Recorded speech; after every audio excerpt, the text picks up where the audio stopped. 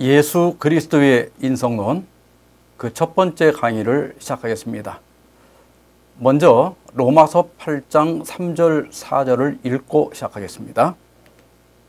율법이 육신으로 말미암아 연약하여 할 수 없는 그것을 하나님은 하시나니 곧 죄로 말미암아 자기 아들을 죄 있는 육신의 모양으로 보내어 육신의 죄를 정하사 육신을 따르지 않고 그 영을 따라 행하는 우리에게 율법의 요구가 이루어지게 하려 하심이니라.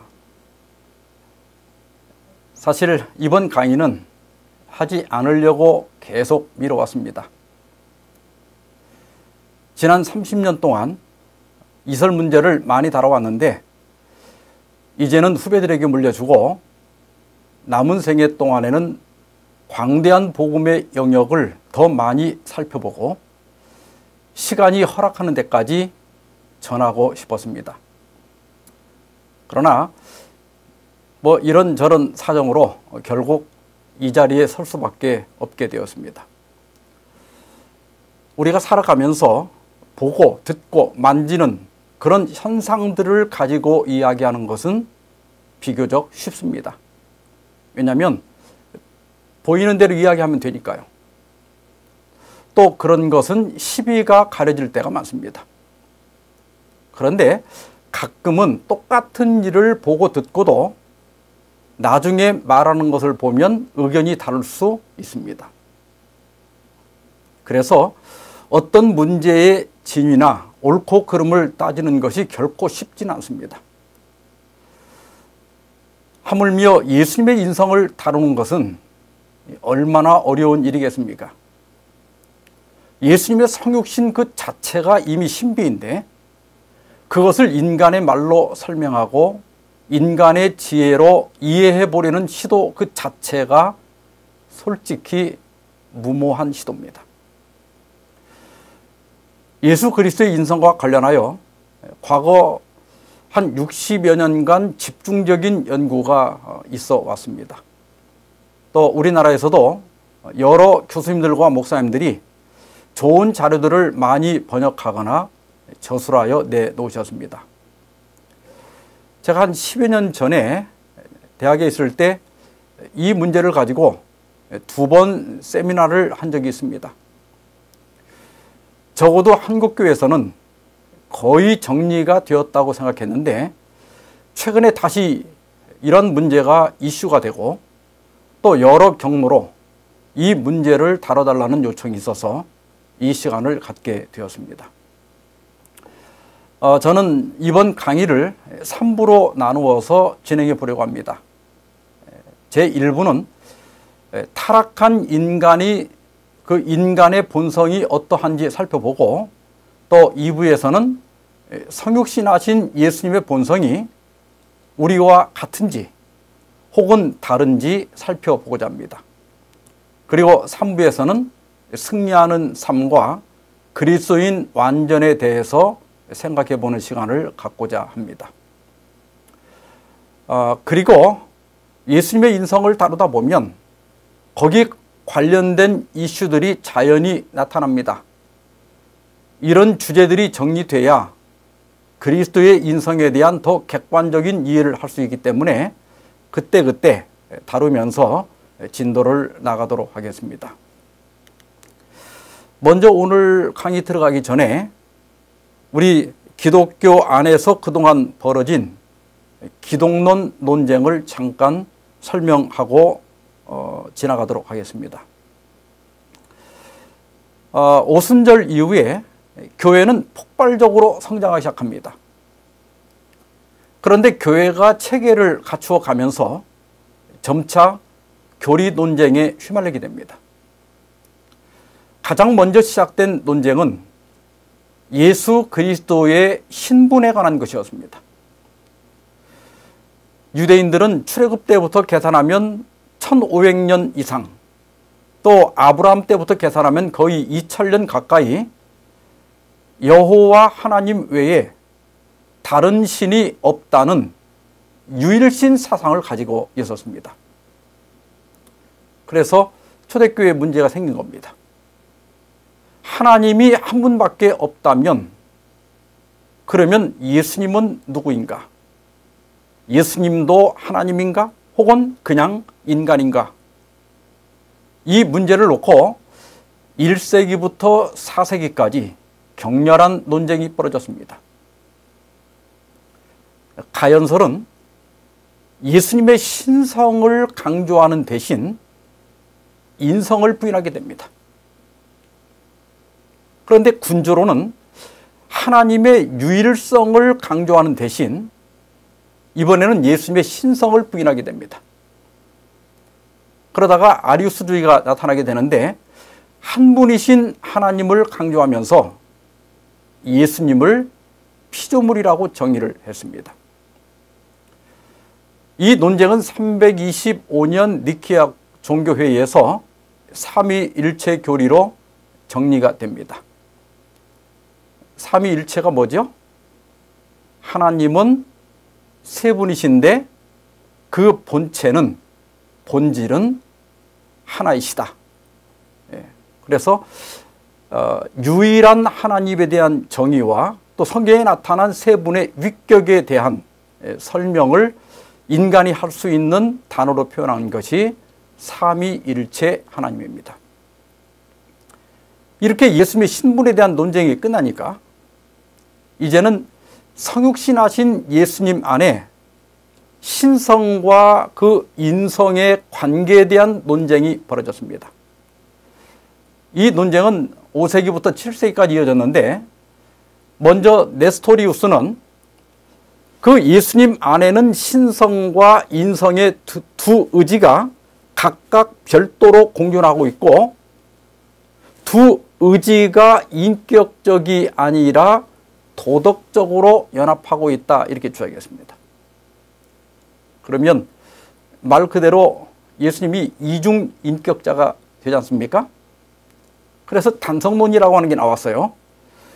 예수님의 인성이 신성에 흡수되어서 예수님 안에는 단성, 곧 신성만 존재한다는 거예요. 이것은 성경의 진술에 예수님의 인성적 묘사들을 부인하게 됩니다. 그러자 이제는 단위론이 등장했습니다. 예수님의 신성과 인성 두 본성을 인정하지만은 그러나 인성의 의지가 신성의 의지에 흡수되어서 한 의지만 존재한다고 주장을 했습니다. 네스토리우스주의하고 단성론은 451년 칼게톤 종교회의에서 정제되고 신성과 인성은 한 위격 안에서 일치된다는 그러니까 위격적 일치가 정통 교리로 선포가 되었습니다. 단위론은 680년에 콘스탄티노플 총회에서 정제되었습니다. 그리고 예수님 안에 신, 인 두 본성이 존재한다면 당연히 두 의지와 두 사역이 존재한다. 다만 하나님의 의지에 인성의 자원적인 순종으로 나타났다 이렇게 결의를 했습니다. 복잡하고 들어도 이해가 잘 안 될 겁니다. 그러니까 우리가 같은 예수님을 믿어도 서로 알고 있는 예수님이 다를 수 있습니다. 어떤 분은 저한테 그래요. 목사님, 저는 성경만 보지 교리는 안 봅니다. 교리가 구원을 줍니까? 이렇게 말씀하세요. 물론 교리가 우리를 구원하는 건 아니죠. 그러나 교리는 물을 담는 그릇과 같아요. 물을 컵에다 담으면 물이 컵 모양이 되고 병에 담으면 병 모양이 되죠. 마찬가지로 우리가 믿는 교리가 올바라야 신앙이 올바르게 됩니다. 교리가 병들면 신앙도 병들어요. 교리라고 하는 것이 성경 외에 다른 걸 갖다가 붙여놓은 게 아닙니다. 성경에 나타난 기독교의 원리를 이해하기 쉽게 논리적으로, 조직적으로 각 주제마다 정리해 놓은 것이 교리입니다. 그래서 올바른 신앙을 하려면 교리를 잘 이해해야 됩니다. 또 교리를 바르게 배워야 됩니다. 예수님의 신성과 그 인성과의 관계는 어떻게 정리하는 것이 성경적일까? 이것이 기본교리 28에 잘 정리가 되어 있습니다.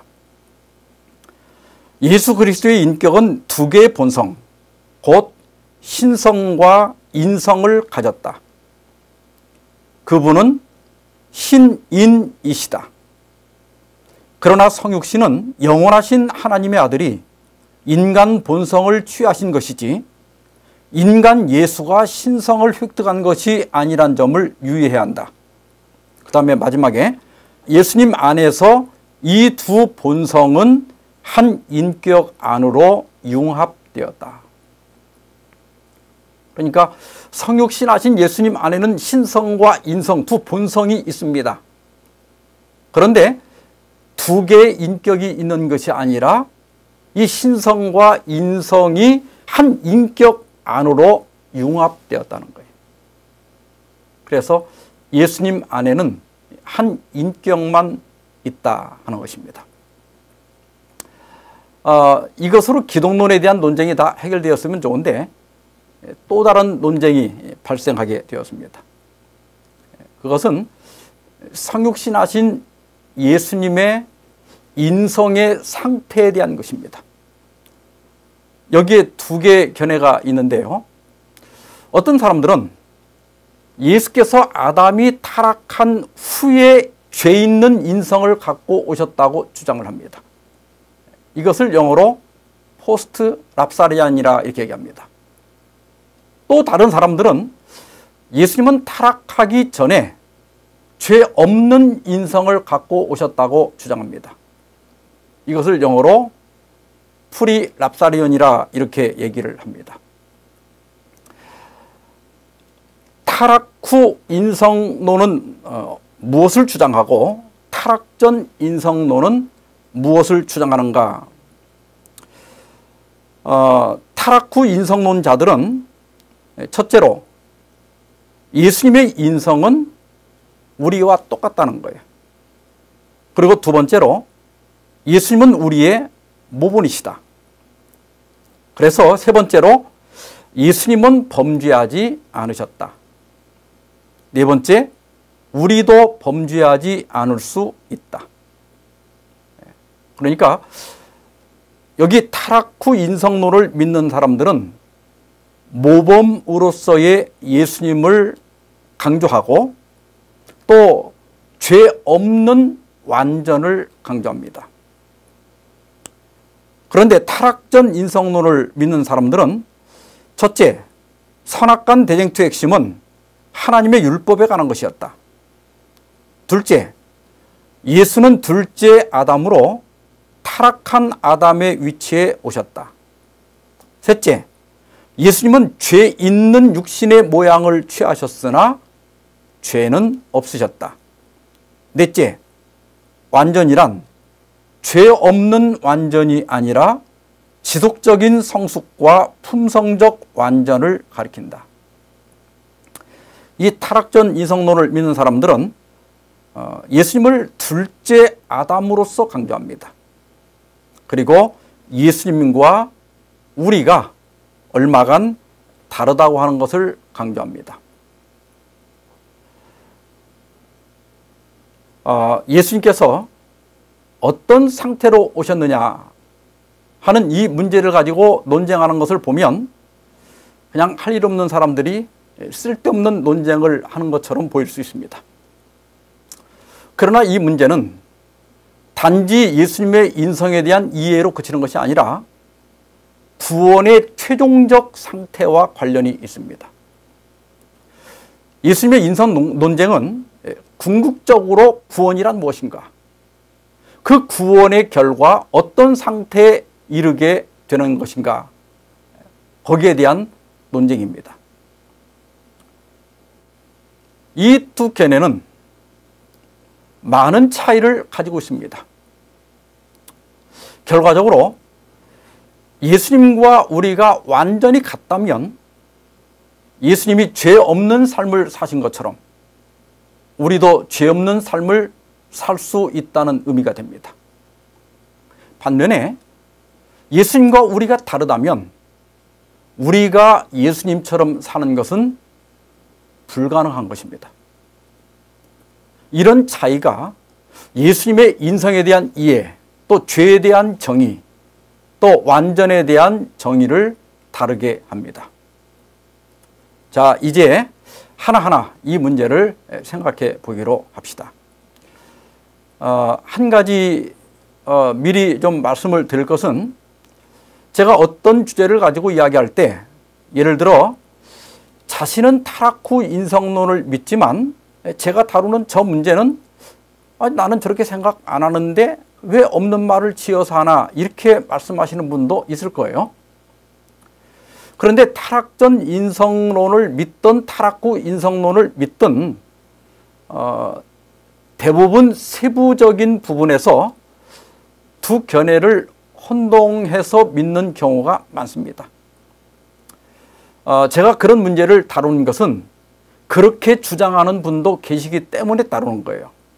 그래서 이번 기회에 이 관련 주제들을 전체적으로 한번 정리한다는 생각을 가지고 참고 들어주시기를 바랍니다. 자, 그러면 우리가 예수님의 인성 혹은 본성을 다루기 전에 먼저 타락한 인간의 본성에 대하여 살펴보고자 합니다. 그래야 다음에 살펴볼 예수님의 인성과 우리의 인성이 어떻게 같은지 혹은 어떻게 다른지를 비교해 볼 수가 있기 때문입니다. 맨 먼저 아담의 후손은 신분적 죄인입니다. 로마서 5장 18절 19절에 보면, 그런즉 한 범죄로 많은 사람이 정죄에 이른 것 같이 한 의로운 행위로 말미암아 많은 사람이 의롭다 하심을 받아 생명에 이르렀느니라. 한 사람이 순종치 아니함으로 많은 사람이 죄인이 된 것 같이 한 사람이 순종하심으로 많은 사람이 의인이 되리라. 이 성경절은 아담 한 사람의 범죄로 많은 사람이 정죄에 이르고 많은 사람이 죄인이 되었다고 말합니다. 여기 많은이라고 번역되어 있다고 해서 그러면 죄인이 아닌 사람이 조금은 있다는 식으로 오해하면 안 됩니다. 원문의 헬라어는 판타스인데 이 판타스는 온갖, 모든, 전체의 이런 의미를 가진 형용사입니다. 그래서 다른 성경 번역들을 보면 거의 대부분 모든으로 번역하고 있습니다. 성경은 아담 한 사람의 범죄로 그의 후손 모두가 정죄에 이르렀고 또 그의 후손 모두가 죄인이 되었다고 증거합니다.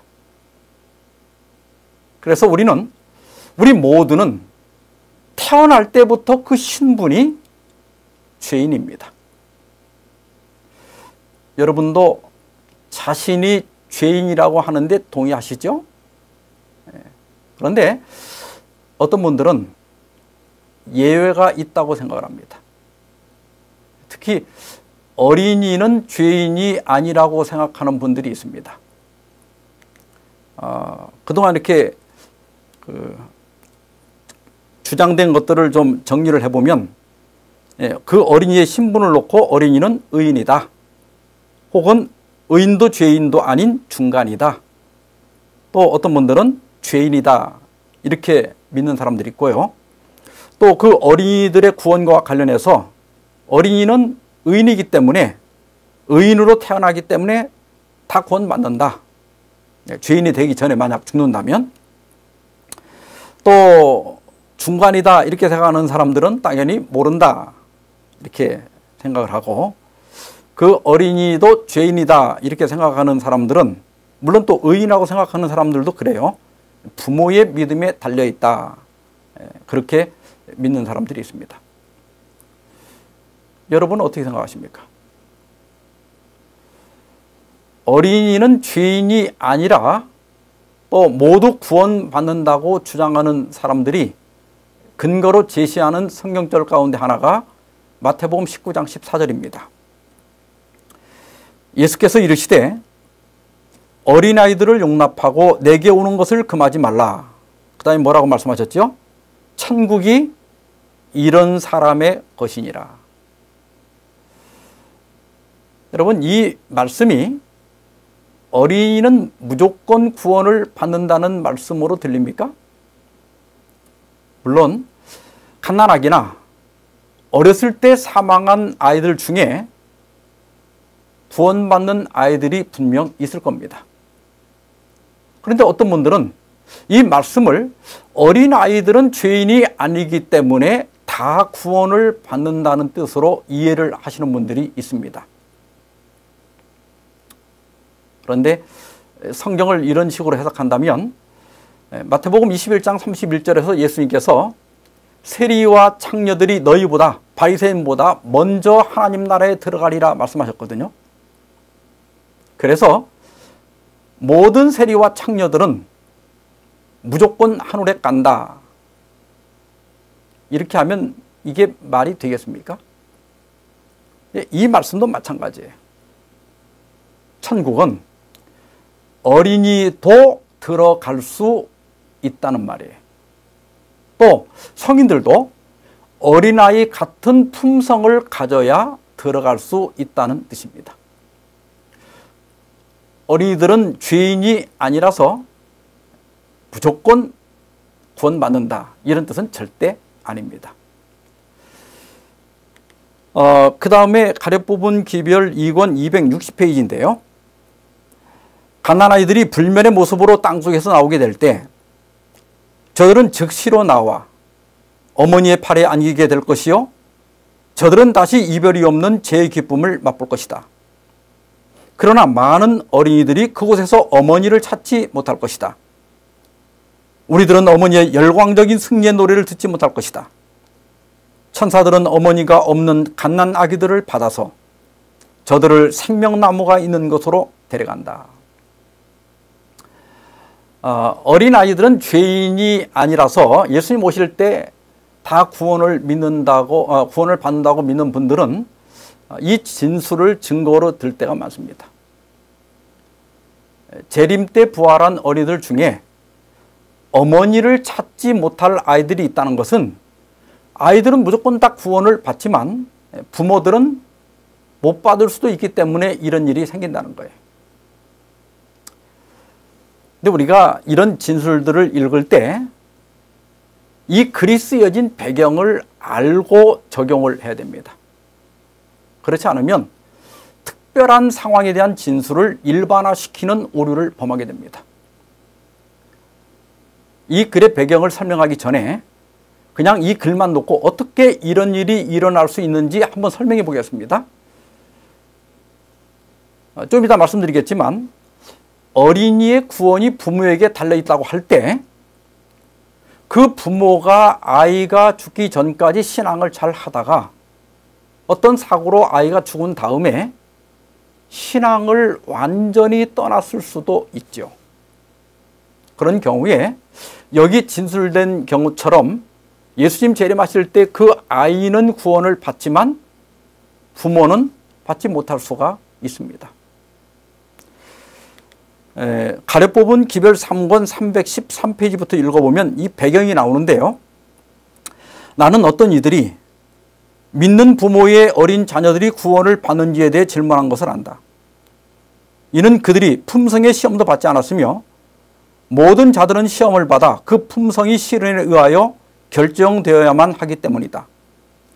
그들은 어떻게 어린아이들이 이 시험과 시련의 경험을 가질 수 있는가라고 질문하였다.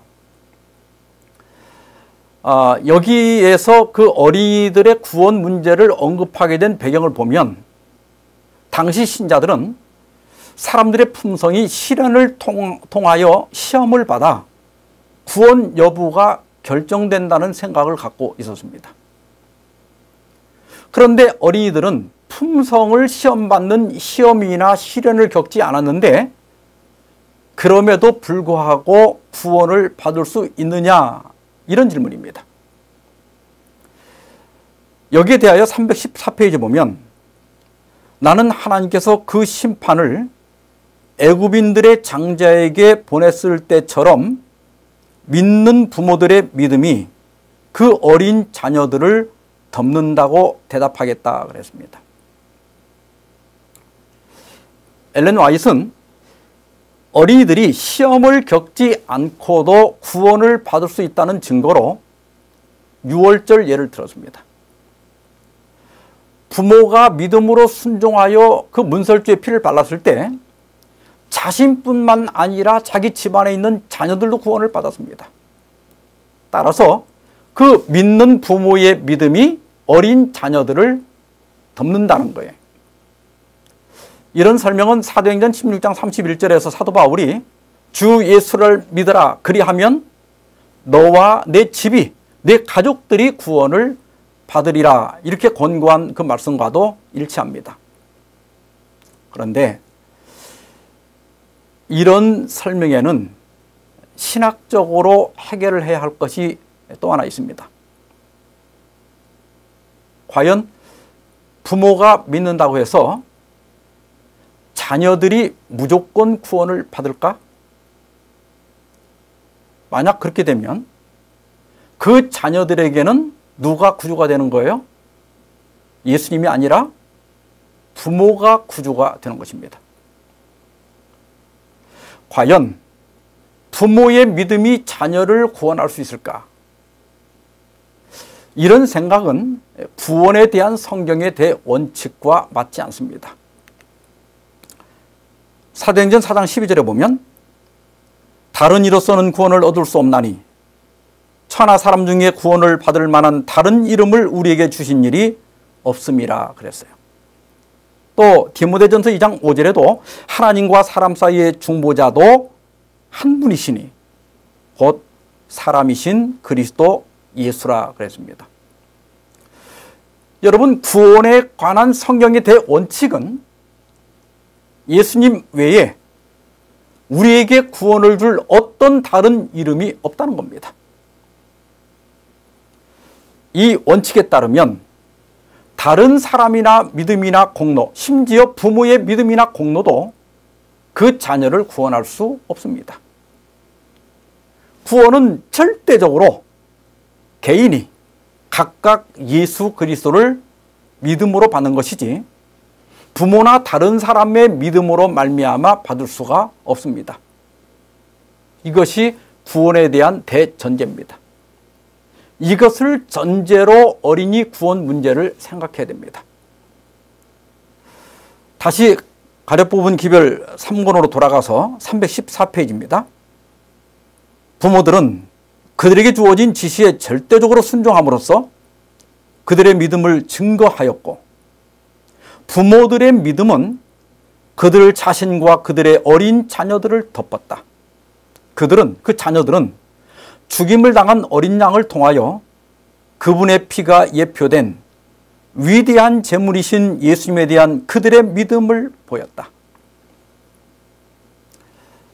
6월절에 부모들은 하나님의 지시에 순종하여 문설주의 피를 바름으로 자녀들에게 자신들의 믿음을 증거하였고 그들의 믿음을 여기 보니까 그들의 믿음이 자녀들을 덮었다 그랬어요. 이 덮었다는 말이 약간 어려운 표현인데 쉽게 말하면 부모들의 그러한 신앙이 자녀들에게 그대로 전달되었다. 자녀들이 부모들이 보여준 그 믿음을 아무 의심 없이 그대로 받아들였다. 그런 뜻이에요.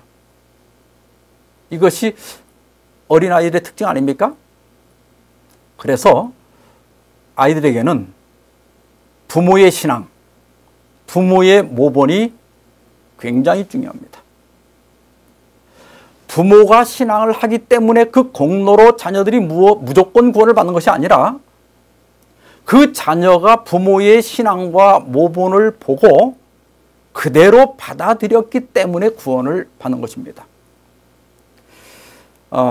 그 다음에 314, 315페이지 보면 어떤 부모들은 사탄이 그들의 자녀들을 지배하도록 용납한다. 그들의 자녀들은 제어를 받지 않으므로 악한 성질을 가지며 성미가 급하며 이기적이며 순종하지 않는 자가 되도록 용납된다. 죽는다 해도 이런 어린아이들은 하늘에 들여지지 않을 것이다. 신자의 자녀라 하더라도 부모들이 그들의 악한 성질을 제어하지 않아서 그 자녀가 불순종한다면 이런 아이들은 죽는다 하더라도 예수님 재림하실 때 부활할 수 없다는 거예요. 이런 진술들은 부모의 믿음으로 혹은 부모의 공덕으로 그 자녀들이 구원을 받는 것이 아니라 성경에 나타난 구원의 대원칙처럼 아이들이 부모에게 신앙을 잘 배워서 각각의 믿음으로 구원받는다는 사실을 증거하고 있습니다. 그래서 여러분, 우리가 아이를 가졌을 때 그 모태에서부터 그리고 그 아이들이 아주 어릴 때부터 신앙으로 교육하는 것이 정말 중요합니다. 그 아이가 이렇게 어려서 젖을 먹을 때도 기도하고 먹이고 또 늘 아이에게 말씀을 들려주고 하나님의 사랑을 깨닫게 하는 것이 신앙에서 굉장히 중요한 것입니다. 그 다음에 조금 더 보면요. 313페이지인데요. 불신자 부모의 자녀들이 구원을 받을 것인가? 이 문제에 대해 우리는 마음대로 어떤 입장이나 의견을 표현하지 말아야 할 것인데 이는 하나님께서 그분의 말씀을 통하여 이 문제에 대하여 단정적으로 우리에게 말씀하지 않았기 때문이다 그랬습니다. 불신자 자녀들은 구원을 받는다도 아니고 못 받는다도 아니다. 답은 보류되었습니다. 그런데 쭉 그 뒤에 한 315페이지 그 부분을 읽어보면 이런 이야기가 있어요. 이 문제는 참 미묘한 문제다. 믿지 않는 많은 부모들이 하나님의 자녀보다 더 지혜롭게 자녀들을 다룬다. 그런 언급이 있습니다. 전체 문맥을 보면 신자의 자녀 중에도 구원받지 못할 아이가 있을 것이고 불신자의 자녀 중에서도 드물겠지만 구원받는 아이가 있을 거라는 거예요. 신자의 자녀 중에 구원받는 자가 있다는 것은 성경적 신뢰가 있습니다. 그러나 불신자 자녀 중에 아주 드물겠지만 구원받는 아이가 있다고 할 때 그것을 우리가 이해하고 수용하기는 매우 어려울 거예요. 하나님께서 무엇을 근거로 그런 결정을 하실지 우리의 지성으로는 이해하거나 동의하기가 어려울 겁니다. 그래서 이 문제에 대해서는 확답을 하지 않았습니다. 정리를 해보자면 신자의 자녀, 아니 좀 더 확실하게 하기 위해서 신자의 갓난 아기가 어떤 죄를 짓기 전에 불행히 사망했다면 그 아이는 예수님이 오실 때 구원을 받을까 못 받을까? 일단 위의 진술에 따르면 부모의 신앙 교육에 따라 구원을 받을 수도 있고 받지 못할 수도 있다는 겁니다. 근데 여러분, 이런 진술 자체가 어린아이가 자력으로 구원을 받는 것이 아니라는 증거입니다. 만약 어린아이가 죄인이 아니라면 부모가 믿든 믿지 않든 자력으로 구원을 받아야 됩니다. 따라서 갓난 아기라 할지라도 죄인이 아니기 때문에 무조건 구원을 받는다는 주장은 틀린 겁니다. 성경에 대전제가 있습니다. 이런 전제를 고려하지 않고 그냥 어린아이 문제만 놓고 이런 주장 저런 주장을 하면 이게 끝이 없어요. 그래서 언제나 성경의 대전제에 맞춰봐야 돼요. 아까 읽었던 로마서 5장 18절 19절에 보면 한 범죄로 모든 사람이 정죄에 이르렀다. 한 사람이 순종치 아니함으로 많은 사람이 죄인이 되었다. 이것이 성경의 대전제입니다. 이게 어떤 예외가 없습니다. 여기 로마서 3장 10절에도 기록된 바 의인은 없나니 그 다음에 뭐라고 그랬어요? 하나도 없으며 하나도 없으며 또 시편 143편 2절 주의 눈앞에는 의로운 인생이 하나도 없나이다. 예, 이것이 성경의 대전제입니다. 의인은 없나니 그리고 혹시 오해할까 봐 더 확실히 하기 위하여 뭐라고 그랬어요? 하나도 없으며 라고 했습니다. 자, 그럼 다시 묻겠습니다. 갓난 아기는 의인일까요? 아닐까요? 성경은 갓난 아기도 분명히 구주가 필요한 죄인이라고 증거하고 있습니다.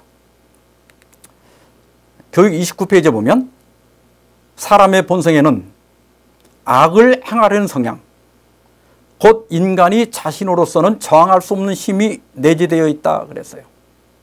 그리고 세자녀 지도법 33페이지 보면 활동적인 어린이의 정신은 본성적으로 악으로 키운다. 만일 선한 사물로 그들의 마음을 채워주지 않은 채 버려둔다면 활동적인 마음을 가진 아이는 사탄이 제안한 것에 눈을 돌 것이다. 아이들은 안전한 길로 인도되고 부도덕에서 보호함을 받고 친절로 그들의 신임을 얻고 선행에 굳게 설 수 있도록 가르침을 받을 필요가 있다 그랬습니다. 저도 첫 아이를 아들을 낳았는데요. 제가 그 아이가 뭐 엄마나 아빠나 이런 말보다는 예수님이라는 말을 가장 먼저 할 수 있게 하기 위해서 젖 먹을 때부터 그냥 매일 예수님, 예수님 감사합니다, 예수님 이렇게 가르쳤어요. 근데 이게 돌이 지나고 2살이 돼도 예수님 발음을 정확하게 못해요. 근데 저희 아들이 어느 날 자기 또래 친구들하고 나가서 한 2-5시간 놀다 왔는데 제가 제 아이가 만들어 놓은 이렇게 코코블록으로 이렇게 만들어 놓은 그걸 좀 치우다가 몇 개를 부셨거든요. 근데 그 부신 걸 보더니 저보고 개새끼 이러는 거예요. 욕은 불과 2-5시간 만에 배워갖고 아주 발음까지 정확하게 하더라고요. 그리고 저희 아이가 열이 많아서 그런지 아이스크림을 참 좋아했어요. 근데 집사님들이 이렇게 아이스크림을 사주면 그 양이 너무 많잖아요. 그래서 제가 좀 뺏어 먹으려고 아빠 좀 줘라. 그럼 잘 안 줘요. 그럼 제가 자꾸 우는 척을 하고 그러면 할 수 없이 이렇게 먹으라고 이렇게 내미는데 제가 입을 벌리고 이렇게 다가가면 점점 뒤로 도망을 가요. 저는 저희 아들에게 화내는 법을 가르치거나 장난감을 부수면 욕을 하라고 가르친 적이 없습니다. 또 욕심을 부리라고 암시한 적도 없습니다. 오히려 그 반대로 가르쳤죠.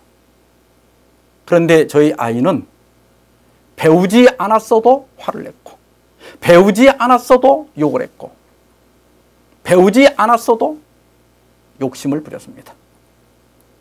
왜 그럴까요? 제 아들도 본성적으로 악을 행하려는 성향을 갖고 태어났고 본성적으로 악으로 기울기 때문입니다. 어린이는 죄인이 아니라고 믿는 분들은 이게 신학적으로 어떤 문제가 있는지를 잘 살펴봐야 돼요. 첫째,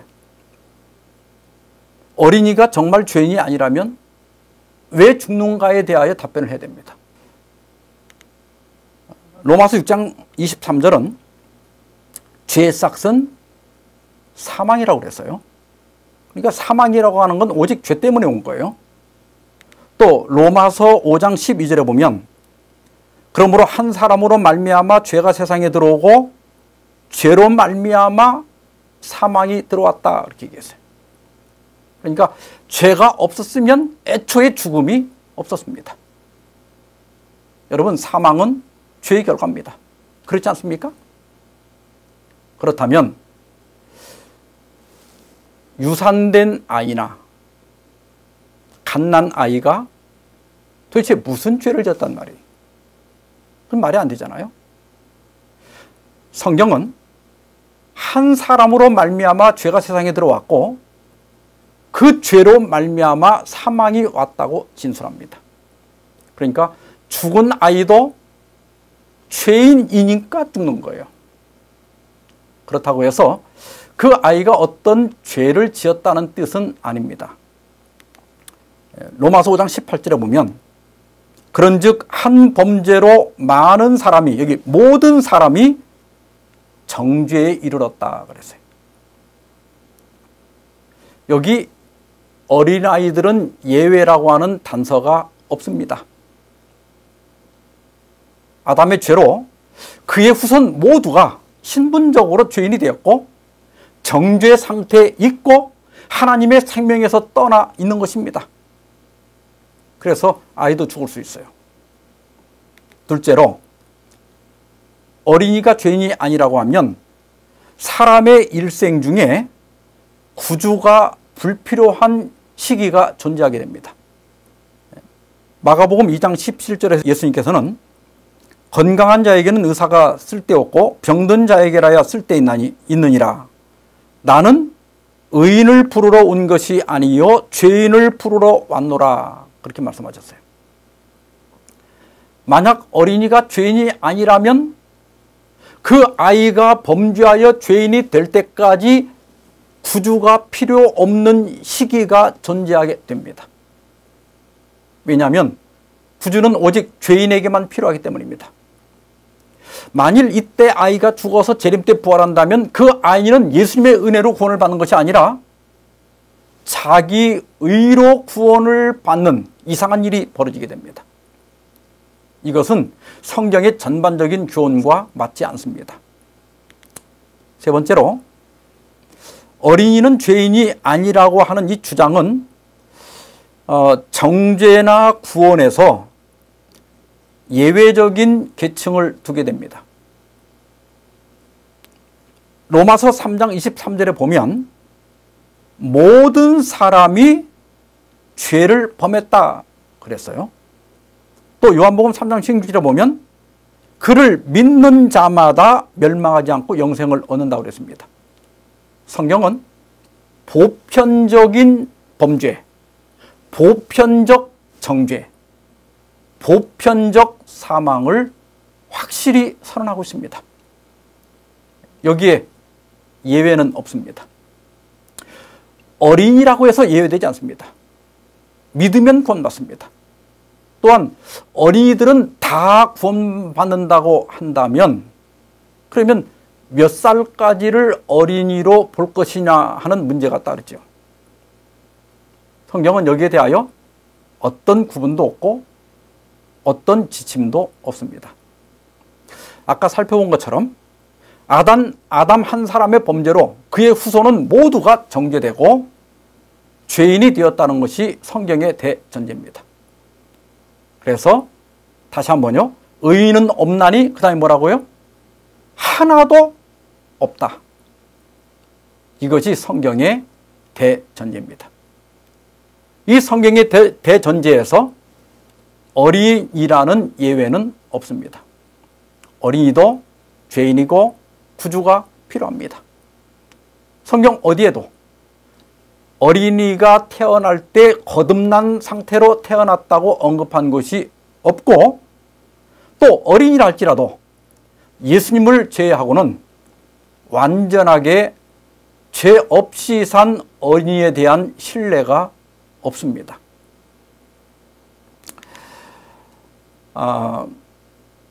여러분, 이 어린이들이 왜 태어날 때부터 의인이냐 또 죄인이냐 또 어린이들은 무조건 구원을 받느냐 아니냐 이런 문제가 왜 이렇게 오래도록 논쟁이 되고 또 다뤄지고 있는가, 그걸 우리가 알아야 돼요. 안 그러면 이게 쓸데없는 갖고 얘기 많이 하는 것처럼 보입니다. 타락 후 인성론을 믿는 분들은 아까 말씀드린 것처럼 모범으로서의 예수님, 그리고 죄 없는 완전을 강조합니다. 그 주장을 요약하면 예수님이 죄 없는 삶을 사신 것처럼 우리도 죄 없는 삶을 살 수 있다는 거예요. 다시 말해서 죄 없는 완전이 가능하다는 겁니다. 그러려면 여러분들이 이 도표에서 보는 것처럼 예수님과 우리가 출발점이 같아야 돼요. 그런데 만약에 우리 인류가 태어날 때 죄인이라면 우리와 예수님이 같아야 되니까 예수님도 죄인이 되지요. 그런데 예수님이 죄인이 되면 절대로 우리의 구주가 될 수가 없습니다. 그래서 예수님이 태어날 때부터 죄인이 아니라면 우리도 태어날 때는 죄인이 아니어야 하는 거예요. 그래서 어린 아이가 죄를 선택해서 행위로 죄를 지을 때까지는 결코 죄인이 아니라는 거예요. 그러다 보면 죄에 대한 정의도 달라지게 되겠죠. 그러니까 이 도표에 보시는 것처럼 어떤 어린이가 태어났을 때는 죄인이 아니다가 그가 어떤 행위로서 범죄할 때 죄인이 되었다가 그리고 이제 마지막 세대가 이제 다가오게 되면 예수님 재림 직전에 사는 마지막 세대에는 예수님처럼 죄 없는 완전을 이루는 사람이 나타나게 된다는 거예요. 이게 이제 마지막 세대 신학인데 이건 다음 시간에 자세히 말씀을 드리겠습니다. 여러분, 이 죄를 여기 지금 이 마지막 세대 신학 혹은 완전주의 신학은 죄 없는 완전이라고 하는 결론을 먼저 정해놓고 그 결론에 맞추다 보니까 다른 여러 교리가 안 맞게 되는 거예요. 그러니까 그 안 맞는 부분을 맞게 하기 위해서 성경의 대전제를 어기면서까지 무리한 해석을 하게 되는 겁니다. 오늘 강의는 마지막으로 죄에 대해서 잠깐 좀 살펴보고 마무리를 짓도록 하겠습니다.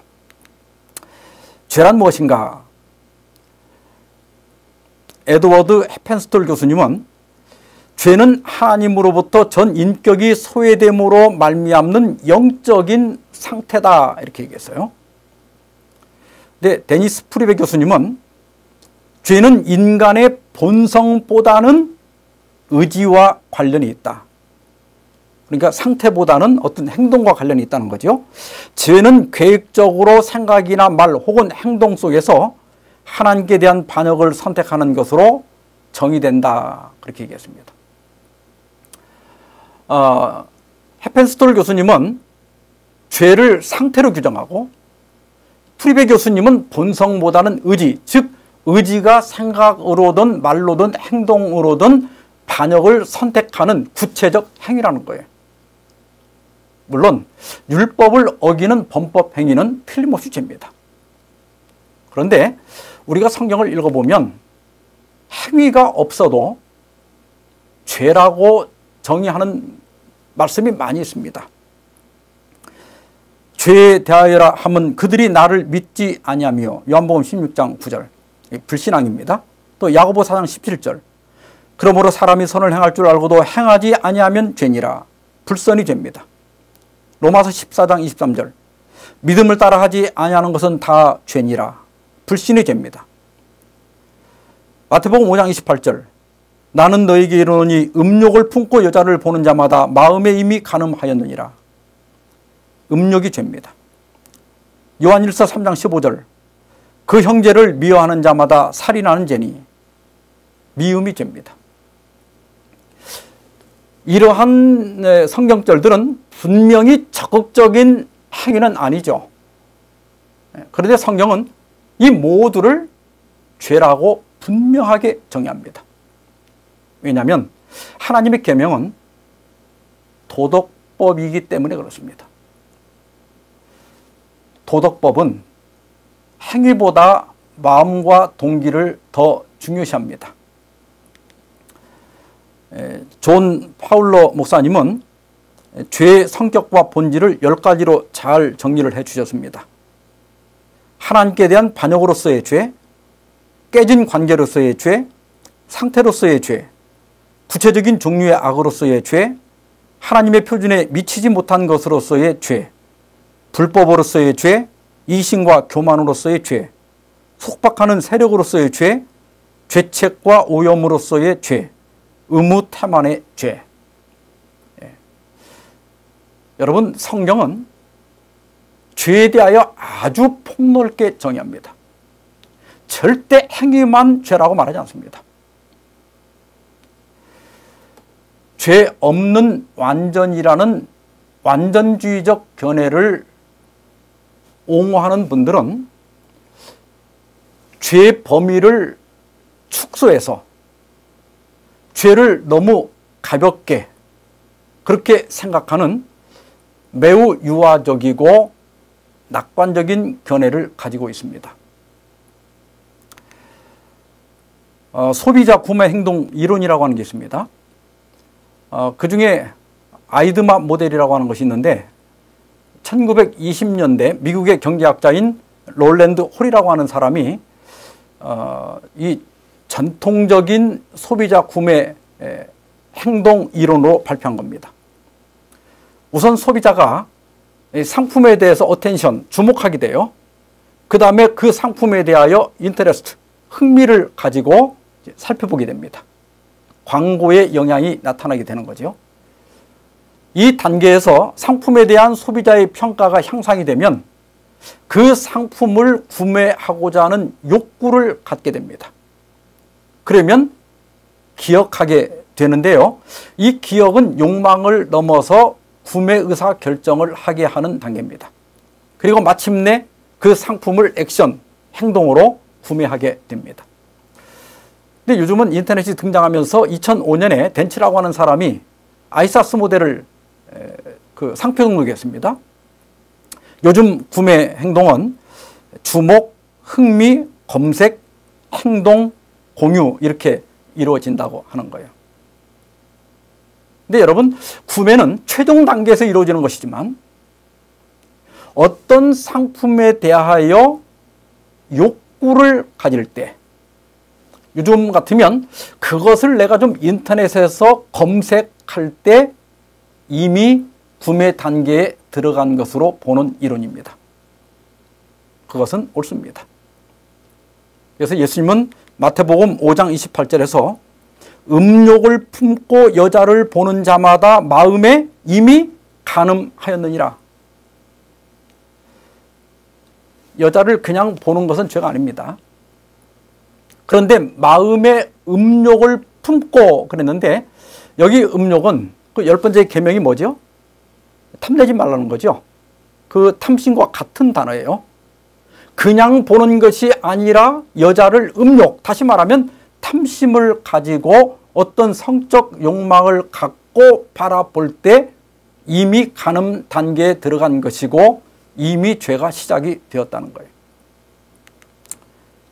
리비엔 헤럴드 1898년 4월 5일자에 보면 만일 율법이 외적 행위 품성에만 제한된다면 사람들은 그들의 잘못된 생각, 욕망과 계획에 대하여는 죄책을 갖지 않게 될 것이다. 그러나 율법은 순결한 영혼과 거룩한 마음으로 그 생각과 감정이 사랑과 의의 표준에 일치할 것을 요구한다 그랬어요.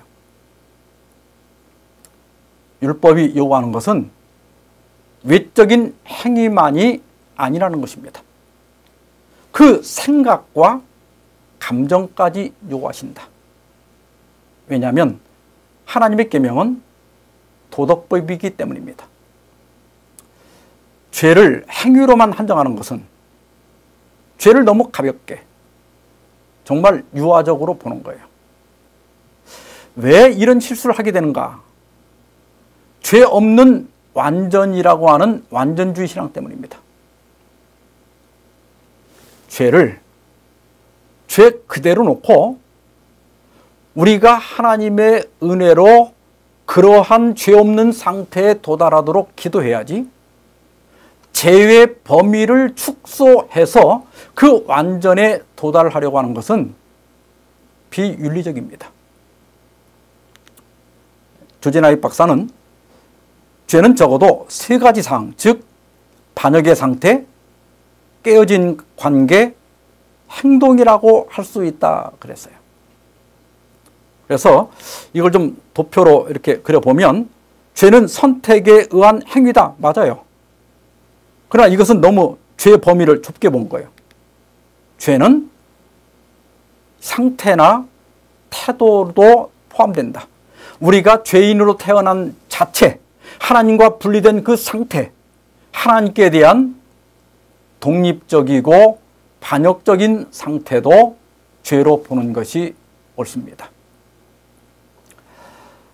오늘은 여기까지 하고 다음 시간에 타락한 인간의 본성 두 번째 강의를 하도록 하겠습니다. 다음 강의를 기다리는 동안 숙제를 하나 드리겠습니다. 아담이 선악과를 따먹었기 때문에 죄인이 되었을까요? 아니면 그 전에 죄인이 되었기 때문에 선악과를 따먹었을까요? 한번 스스로 답을 생각해 보고 다음 강의를 들어보시기 바랍니다. 오늘 강의는 여기서 마치겠습니다.